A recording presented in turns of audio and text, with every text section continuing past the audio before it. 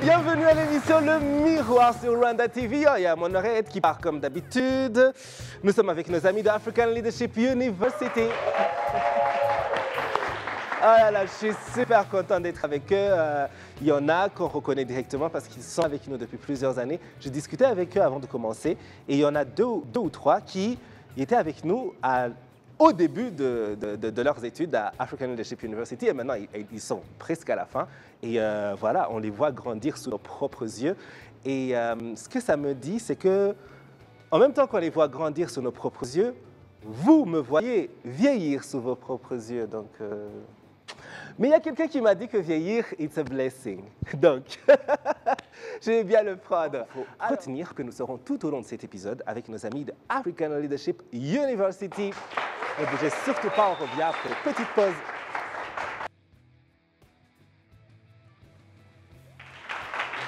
C'est l'émission Le Miroir sur Rwanda TV et comme promis, nous accueillons sur notre plateau un basketteur africain, panafricain, multi-africain ou multi-originaire. Il s'appelle Steven Perrier. Il nous vient en même temps de Centrafrique, de Cameroun, de France, des États-Unis et aussi du Rwanda. On le clame aussi, comme nous. Et voilà. Ok, ils me donnent même pas le temps de t'introduire, tellement ils ont hâte que tu viennes. Comment ça va? Merci d'être venu. Bienvenue, bienvenue. Wow, ok. J'essayais de faire l'introduction quand même, parce que tu es j'allais ajouter que tu es un joueur basketteur professionnel. Tu évolues actuellement à l'équipe UGB. Les fans de basketball te connaissent bien parce qu'ils t'ont déjà vu aussi jouer pour APR, mais aussi pour Espoir. Et ça, c'est juste au Rwanda. Et avant ça, tu as évolué professionnellement aux États-Unis. Et donc, tu as cette carrière qu'on va essayer de couvrir aujourd'hui dans l'émission Le Miroir. Okay. Et aussi, en même temps, découvrir un peu plus sur ce parcours, ce métier de basket, cette profession qui va aussi avec l'athlétisme et tout ça. Et merci d'avoir accepté notre invitation. Merci de m'avoir invité. Oui, et merci de toujours nous faire rêver quand tu es sur le cours de basket. J'aimerais qu'on applaudisse pour ça. Merci. Oui. Alors, Steven, je disais tout à l'heure dans ton introduction que tu nous viens d'ici et là et que tu as aussi joué en France, aux États-Unis et puis au Rwanda. Oui. J'aimerais qu'on aille au début de ta carrière parce que tu as commencé à jouer au basket par hasard grâce à un frère qui t'a introduit à Michael Jordan. Oui. Bah, en gros, un grand frère à moi. Je viens d'une très grande famille, donc je vais couper court. Un grand frère à moi est fanatique de basket.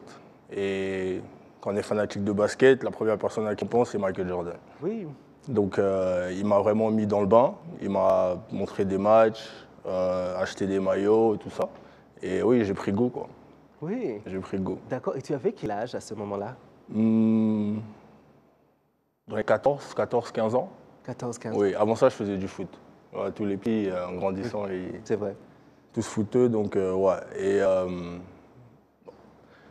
je venais d'arriver au lycée, et donc je commençais à grandir dans mon corps, si je peux dire. Donc tu devenais élancé. Voilà, un peu plus que la moyenne. Les autres, oui. Ouais, et ça commençait à se remarquer. Et mon frère, il m'a dit, bon, vu que tu es grand, pourquoi pas essayer le basket. Et pendant des vacances, je suis allé rencontrer un autre de mes frères qui vivait déjà aux États-Unis. Il s'appelle Ken.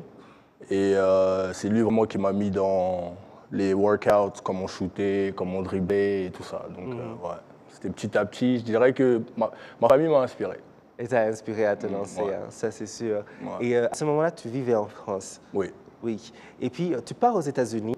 Et là aussi, encore une fois, le hasard fait bien les choses. Tu rencontres un coach et tu te retrouves dans des tournois professionnels et tout ça. Oui, parle-nous de ça. Bah, en gros, à la base, je suis parti aux États-Unis juste pour l'école. Mon père m'avait dit, dès que tu as ton bac, bah, tu vas aux États-Unis, minimum, c'est le master. Donc, il était vraiment carré, quoi. Oui. Donc, je suis allé dans l'État de l'Ohio, dans la ville de Dayton, où j'avais de la famille. Déjà, on était installés pendant plusieurs années. Donc, j'ai commencé l'école, premier semestre, juste pour m'acclimater à la langue et tout.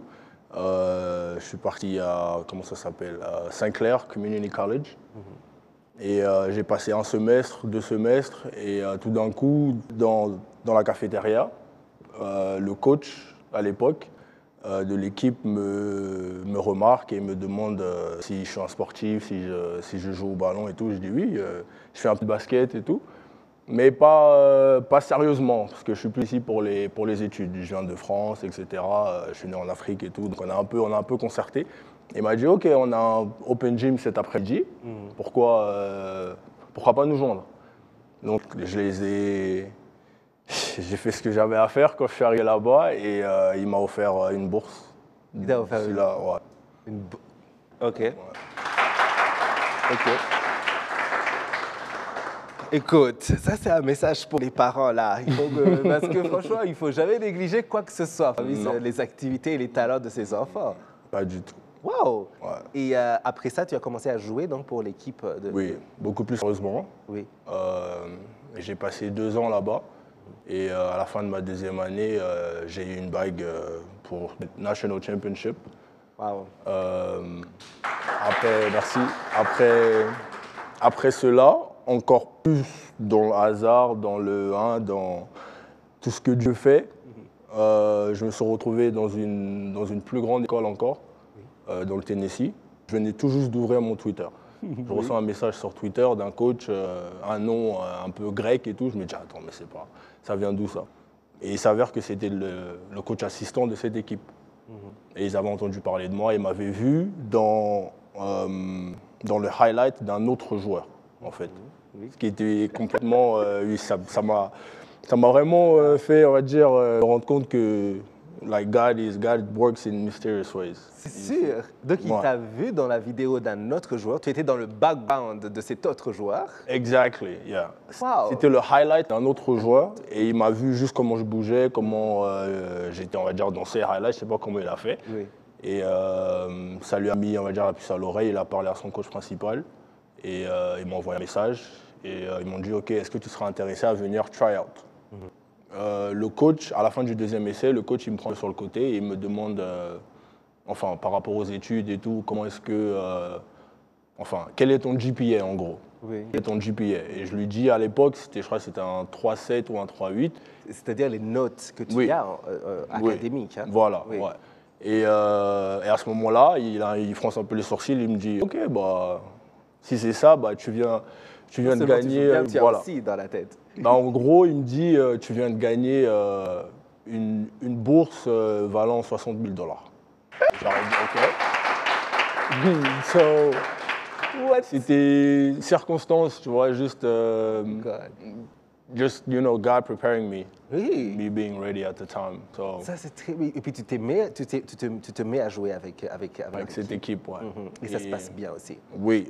On va dire en 4 années, j'ai eu 2 autres bagues de championship. Et que ce soit dans le parcours américain, on sait tous que les finances, c'est pas vraiment, on va dire, l'idéal, que ce soit dans les petites écoles ou dans les grandes écoles. Donc, merci Dieu que j'ai pas de dette. Oui, surtout, parce que tous les gens qui font leurs études aux États-Unis, ils parlent des dettes universitaires, des dettes scolaires et tout ça. Ouais. Et donc, avoir quand même des bourses comme ça. Comme tu disais, les parents ont poussé vos enfants. Hein. Oui. Si tu peux avoir une bourse académique et une bourse athlétique, pourquoi pas, quoi. Oui. Waouh, ça c'est très bien. Merci de nous partager cette partie-là. Merci. Oui. Merci pour l'opportunité. Alors, c'est comme, bon, moi je vois ça comme si c'était un film. Je ne sais pas si vous voyez les films là où on suit un sportif et tout ça. Et donc là, c'est comme s'il y a un autre chapitre qui va arriver. Okay. Comment est-ce que tu y atterris au Rwanda? OK. Bah déjà, je dirais à travers l'équipe nationale de la Centrafrique, que j'ai intégrée en 2017-2018. Attends. On va retourner encore en arrière. Flashback dans le film. Oui. En bobine. Oui. Alors, tu es né en Centrafrique. Oui. Oui. Donc, tu es origine de Centrafrique. Oui. Tu as aussi grandi au Cameroun. Oui. Oui. Après, tu es parti en France et aux États-Unis. Ça, on l'a entendu. Et lorsque tu fais ce parcours aux États-Unis, tu ne fais pas encore partie de l'équipe nationale centrafricaine. Non. Tu as quand même toujours des attaches avec l'équipe là-bas ou comment est-ce que ça se passe Oui, que tu entres dans cette équipe-là? Bah, déjà, la communauté, je dirais, du sport en Centrafrique, elle est vraiment, on va dire, close. On est vraiment, on va dire, tous en compétition, mais aussi tous des amis, tous des frères. Oui. Donc, que ce soit les agents, que ce soit les joueurs, que ce soit les fans et tout, on est tous ensemble, même sur les réseaux et pendant les activités. Donc, à travers cela, des personnes de ma famille m'ont introduit à des coachs, à des entraîneurs et tout. Et dès que j'ai commencé à prendre le basket un peu plus sérieusement, bah, c'est là où j'ai fait quelques introductions avec eux, que ce soit des camps, que ce soit des entraînements. Et bah, au fur et à mesure, on va dire, j'ai fait ma place. Et c'est quand vraiment j'ai eu, on va dire, une grosse année, on va dire, à l'université, que l'équipe a vraiment vu, ah ok, ce petit, il est prêt, quoi. Donc c'est dans les années environ 2017-2018. Et là, tu rejoins l'équipe nationale. Et à travers l'équipe nationale, tu viens au Rwanda pour jouer avec ton équipe nationale. Oui. Pendant les compétitions de l'Afrobasket. Oui. Ouais. Et oui, comme on va dire chaque année, les équipes se retrouvent, on fait des camps d'entraînement, on fait les phases de qualification et tout. Et oui, cette année-là, c'était au Rwanda, pendant le confinement aussi. Oui. Et oui, ça m'a vraiment, on va dire, introduit à l'Afrique de l'Est, parce que je n'étais jamais venu de ce côté-là. J'ai toujours connu Afrique centrale, Afrique de l'Ouest, Afrique du Nord et tout. Donc, voir mes frères bantous de ce côté, ça m'a... Je me sentais, on va dire, à la maison, quoi. Bah, j'étais très bien accueilli, très beau pays, très belle, on va dire, personne, que ce soit hommes et femmes. Et oui, le Rwanda, on va dire, c'est une perle de l'Afrique. Oh, d'accord, oui. Oui. OK. Le premier qui a applaudi, c'est le Rwandais de l'équipe. C'est la Rwandaise qui est là. Les deux. Oui, et c'est vrai, parce que quand même, 5 ans plus tard, tu es toujours là. Pardon. Pourquoi ma voix, elle part? J'ai dit que tu as joué pour APR, pour Espoir. Maintenant, tu es à UGB. Tu aurais pu aussi aller continuer ta carrière ailleurs. Qu'est-ce qui a fait que tu continues ici, que tu t'engages avec une équipe, avec une autre, que tu continues vraiment à mener ta carrière ici au Rwanda? Oh, très bonne question. Je dirais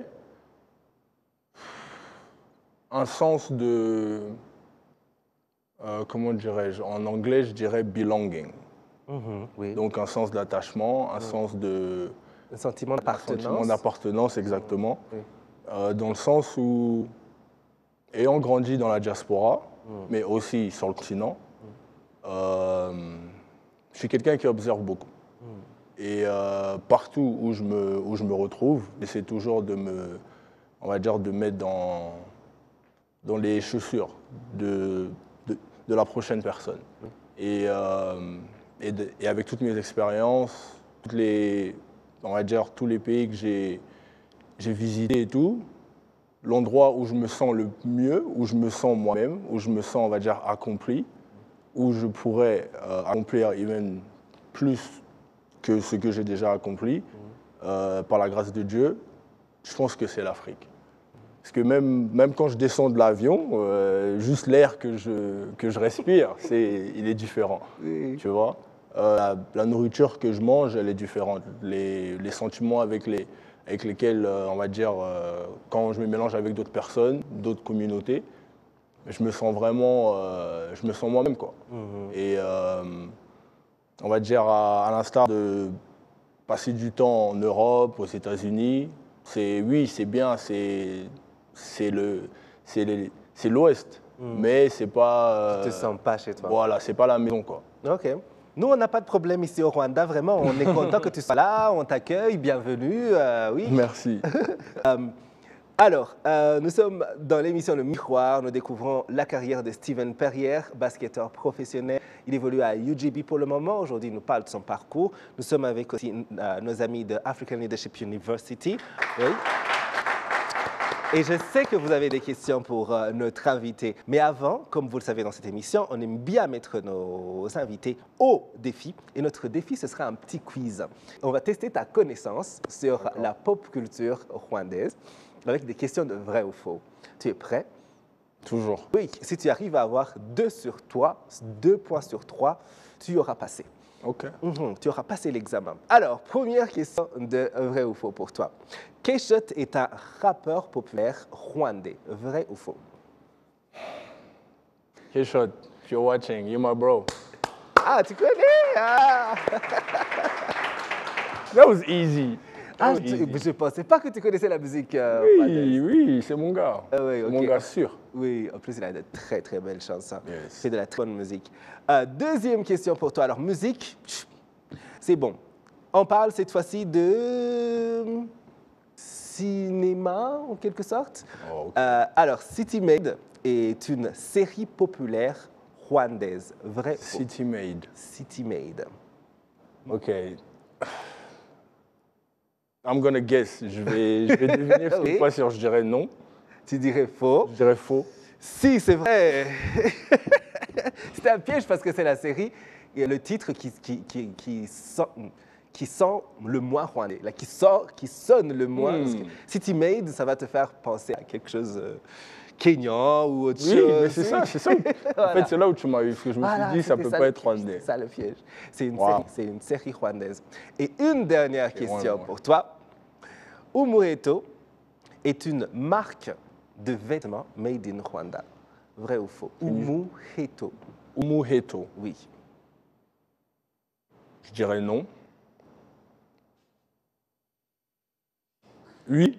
Oui. Je me suis dit, Umuheto, c'est pas le nom de quelqu'un? C'est le nom, apparemment, oui, ça fait vraiment le nom de quelqu'un. Et c'est une toute nouvelle marque, donc je vais vraiment... Ok. Parce que même moi, il y a... Et je suis vraiment... La mode, c'est mon truc. Mais il y a un mois, je ne connaissais pas encore cette marque. Oh. Et je viens de la découvrir et ils font de très, très belles choses. Et voilà, c'est une marque. Oui, j'aimerais qu'on applaudisse pour Steven Perrière. Qui s'est essayé à notre quiz. Les amis d'African Leadership University ont des questions à lui poser. Qui veut commencer? Oui. Il suffit juste de prendre le micro. Hein.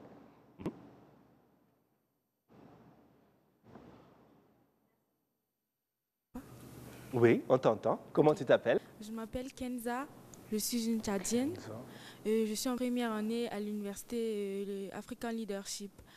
J'aimerais savoir de tout ton parcours, quelle a été ta plus grande fierté sur le terrain de basketball? Merci. Oh, très bonne question. Quelle a été ma plus grande fierté sur le terrain de basket? Je dirais à l'université,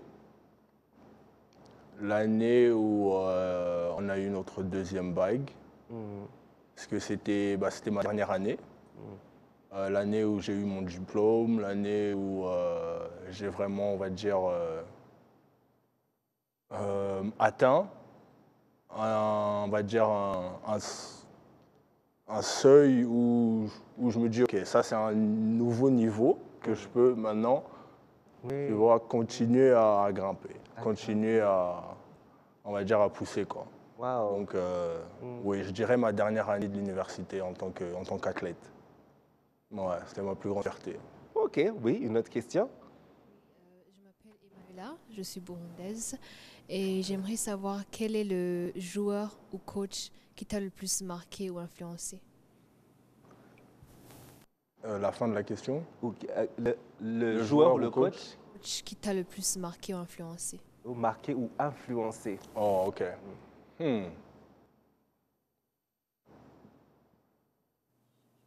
OK, si je dirais joueur, Dennis Rodman. Et quand je pense à Dennis Rodman, j'ai juste un seul mot, relentless. Il ne s'arrête pas.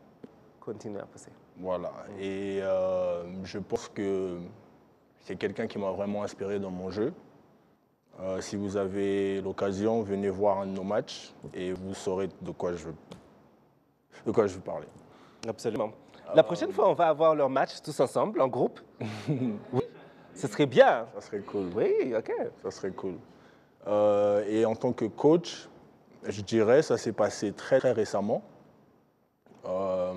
J'ai rencontré à travers un autre, on va dire une autre connaissance, j'ai rencontré un coach qui s'appelle aussi Steven. Il vient d'une île, je crois que c'est St.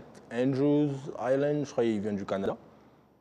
Et je ne le connaissais pas, il m'a juste vu comme ça pendant un match et il commençait à venir à mes matchs et tout. Et il a réussi à rentrer en contact avec moi, on s'est assis et il m'a donné beaucoup, on va dire, si j'étais un verre, et il a pris de l'eau et il a rempli le verre, Wow. en fait. Donc, une seule chose qu'il m'a dit, que, on va dire, si je peux summarize, give yourself permission. Just allow yourself. Et ça m'a vraiment inspiré. Je pense que ça m'a fait avoir un déclic, quoi. Que ce soit sur le terrain ou en dehors du terrain. Même dans la vie de tous les jours. Voilà. Wow, ça c'est bien.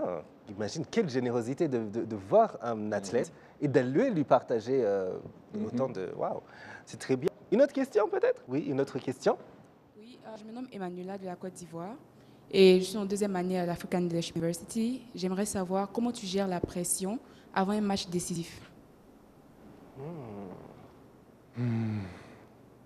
La musique. Oui. Je suis un fan avide de musique, de tout genre. Donc, ce que je ressens sur le moment, ce que je visualise beaucoup aussi. Donc, j'essaie de me projeter dans le match, dans des actions, dans des sentiments et tout. Et oui, j'ai une playlist que Voilà. Et ça te... Oui, ça Concentre. me concentre, ça me met dans le mood. Et oui, c'est la musique, quoi. Ok, super. Ça c'est très bien. Oui, est-ce qu'on a une autre question? Oui, c'est bon? Eh oui, ok, d'accord. Bonjour, moi c'est Nick Lémy. Je viens du Congo-Brazzaville et du Rwanda. Et ma question est la suivante. Je me demandais si vous pouviez rejouer un match dans votre carrière, lequel ce serait et pourquoi?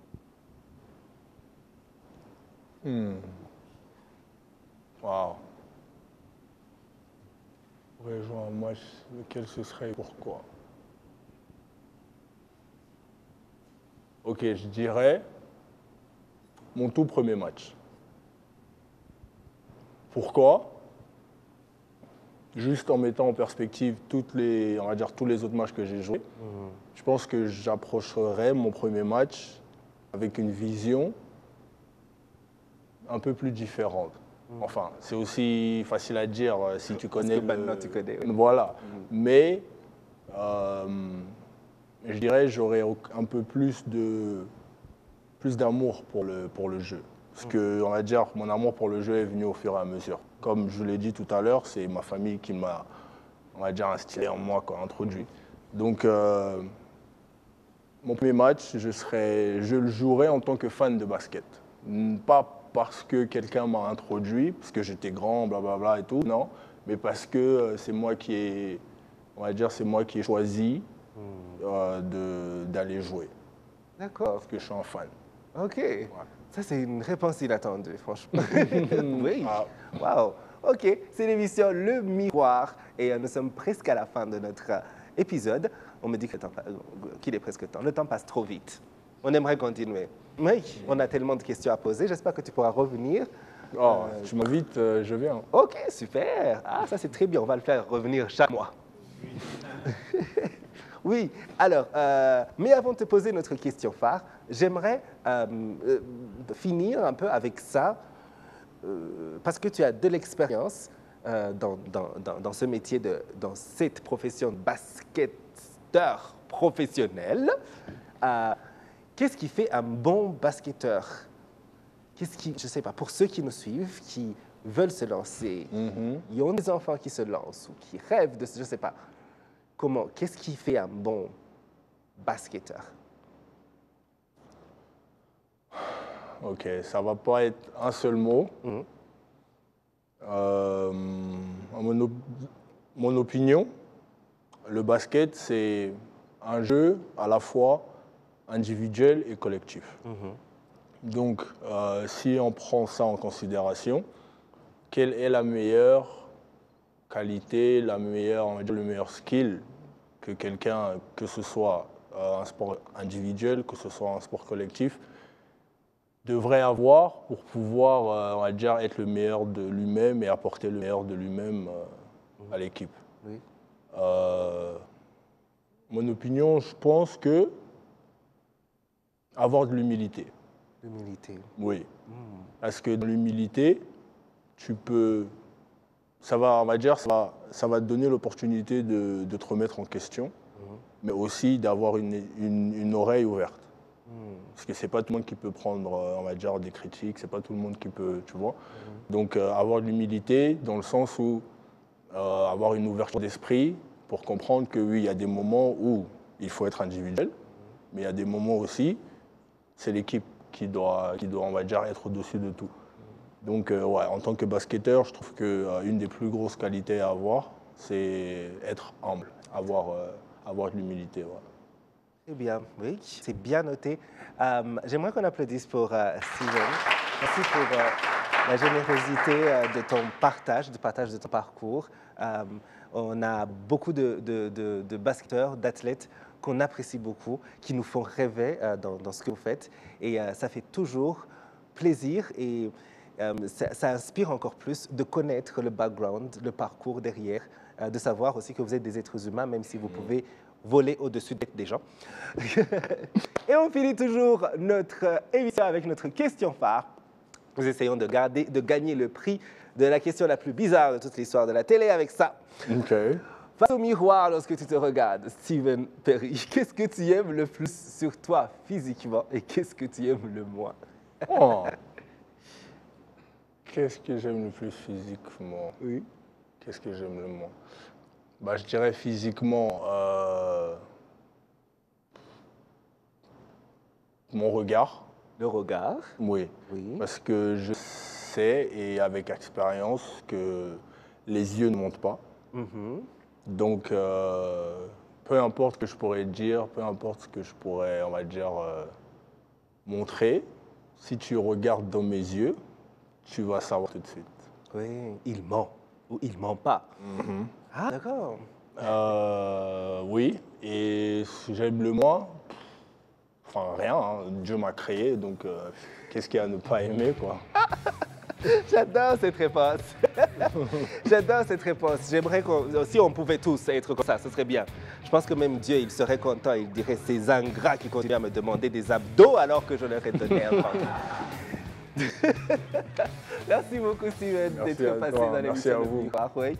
Merci beaucoup à vous tous qui nous suiviez. Merci beaucoup à nos amis d'African Leadership University qui nous ont accompagnés aujourd'hui. On se retrouve la prochaine fois pour aller soutenir Steven Perry. Oui, n'est-ce pas? Oui, ne vous inquiétez pas, on va amener nos caméras personnelles et puis on va ajouter dans le prochain épisode de l'émission Miroir. Mais sinon, toute la semaine, nous sommes sur les réseaux sociaux. Rejoignez-nous bientôt.